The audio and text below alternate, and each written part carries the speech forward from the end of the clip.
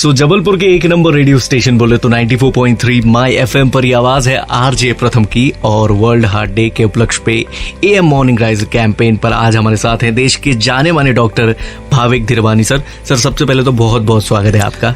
Thank you to my FM। Sir ये बताइए कि जैसे कि हम आजकल बात कर रहे हैं हार्ट अटैक के बारे में और हार्ट डे पर हम खास तौर पर बात कर रहे हैं, तो most of the heart attacks जो होते हैं, ज्यादातर दिल के दौरे जो होते हैं वो सुबह के समय आते हैं। इस बात में कितनी सच्चाई है, क्या कहना चाहिए? नो, आई थिंक काफ़ी सच है ये बात जी।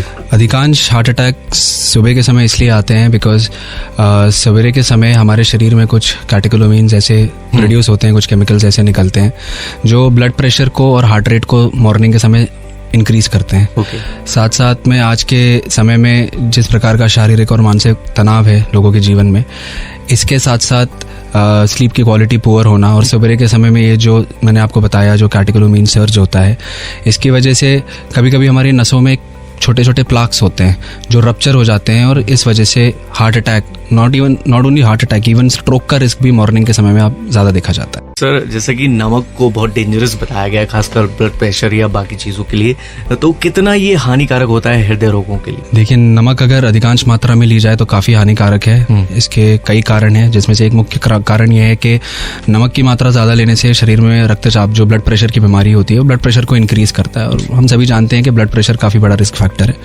इसके अलावा जब अगर हम नमक ज़्यादा लेते हैं तो वो नमक पानी को रिटेंशन करता है, पानी को रोकता है शरीर में, जो खून के वॉल्यूम को बढ़ाता है, जो एक प्रकार से हार्ट पे स्ट्रेन पहुंचाता है और हार्ट को थोड़ा ज़्यादा तकलीफ होती है। हालांकि नमक और हार्ट का जो रिलेशन है वो काफ़ी कॉम्प्लेक्स है। कई शोध ये भी बताते हैं कि नमक को बहुत कम मात्रा में लेने से भी परेशानी होती है, इसलिए नमक की एक नॉर्मल एवरेज रेंज होनी चाहिए, ना बहुत ज़्यादा लेना है ना बहुत कम लेना है। सर जैसे कि आमतौर पर कई बार ये भी देखा गया है कि गैस्ट्रिक पेन को लोग आमतौर पर कभी कभी तो अवेयर हो जाते हैं, लेकिन कभी वो सोचते हैं दर्द हो रहा है तो लाइक कि गैस का दर्द होगा, तो ऐसे लोगों का आपको क्या कहना है? देखिए, ये बहुत कॉमन प्रॉब्लम है। इवन मैं ये जानता हूँ कि कुछ कार्डियोलॉजिस्ट भी ऐसे हैं जो खुद अपना सिम्टम्स नहीं बता पाए, इसलिए इसके बीच में डिफरेंशिएशन, एटलीस्ट अवेयरनेस होना बहुत ज़रूरी है। मैं कुछ आपको पॉइंट बताता हूँ। एक बात होती है कि गैस्ट्राइटिस का जो पेन होता है, उसका जो लोकेशन होता है वो अपर एब्डोमेन पे रहता है, पेट के ऊपरी भाग पे रहेगा।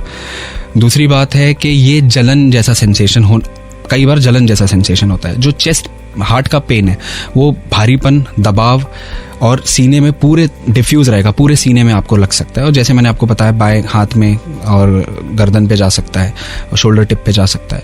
दूसरी बात है कि ये रिलीव कैसे हो रहा है। ठीक है, तो रिलीव होने के लिए गैस्ट्राइटिस का जो पेन होता है वो कई बार एंटासिड से रिलीव हो जाता है।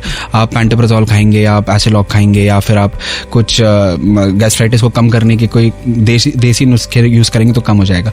हार्ट का पेन अधिकांश तौर पे रुकने पे या सॉर्बिट्रेट की दवाई खाने पे ठीक हो सकता है। तो लोकेशन, कहाँ पर दर्द है, कैसे वो बढ़ा, एग्रेवेट कैसे हुआ, जैसे गैस्ट्राइटिस का पेन कई बार खाना खाने के बाद ही बढ़ता है। हालांकि कुछ हार्ट अटैक्स ऐसे हैं जो खाना खाने के बाद बढ़ते हैं, लेकिन कॉमनली यही चीज़ें रहती हैं जो डिफरेंशिएट करने के लिए इम्पॉर्टेंट है।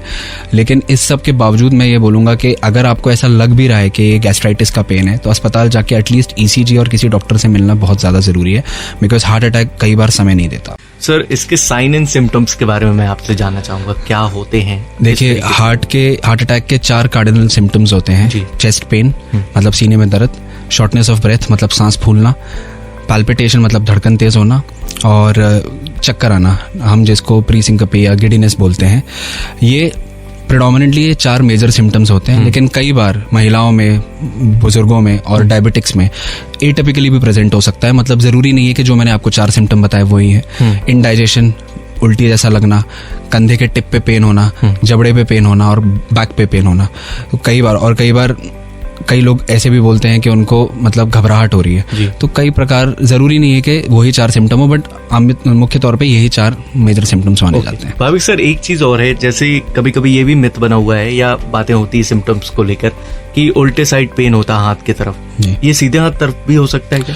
जी, हो सकता है। जैसे मैंने आपको बताया, बायलैटरल शोल्डर टिप पेन, हालांकि अधिकांश लोगों में बाएं तरफ ही होगा दर्द, लेकिन जैसे मैं आपको बता रहा हूँ, डायबिटिक्स फीमेल्स में बायलैटरल पेन भी हो सकता है। बहुत बार हम ये देखते हैं कि दोनों को शोल्डर के टिप पे पेशेंट लोग पेन बताते हैं। हार्ट को लेकर अवेयर रहने के लिए और खास तौर पर वर्ल्ड हार्ट डे को लेकर आप क्या कहना चाहेंगे हमारे लिसनर्स से? देखिए, मुझे लगता है कि ये बातें काफ़ी सोशल मीडिया में भी बोली जाती हैं और समाज आज काफ़ी जागरूक हो चुका है। रेगुलर एक्सरसाइजेस, खान पान पे ध्यान, स्लीप साइकिल का अच्छा होना बहुत ज़रूरी है, स्ट्रेस फ्री लाइफ जीना बहुत ज़रूरी है जो आज के समय में बहुत मुश्किल है। इसलिए योगा, मेडिटेशन, इस प्रकार की किसी चीज़ों पे हमें ध्यान देना चाहिए। साथ साथ में प्रिवेंटिव हेल्थ केयर, मतलब समय से पहले अगर हम रिस्क फैक्टर्स को पकड़ लें, diabetes, blood pressure, cholesterol, thyroid, इस प्रकार की चीज़ें अगर हम नियमित परामर्श करें डॉक्टरों से और अगर हम रिस्क फैक्टर्स को ध्यान में रखते हुए अपनी जीवन शैली में परिवर्तन करें तो मुझे लगता है काफ़ी हद तक हम हार्ट से और स्ट्रोक से जीत सकते हैं। तो प्रिकॉशन ही इससे बचाव का सबसे precaution and healthy lifestyle I think are the two main important part. Thank you so much Bhavik sir हमसे बात करने के लिए। Thank you so much. आप सुन रहे थे माय एफएम पर भाविक धीरवानी को। मैं हूं प्रथम आपके साथ। चलो अच्छा सुनते हैं। A public awareness initiative from the makers of Revolol AM.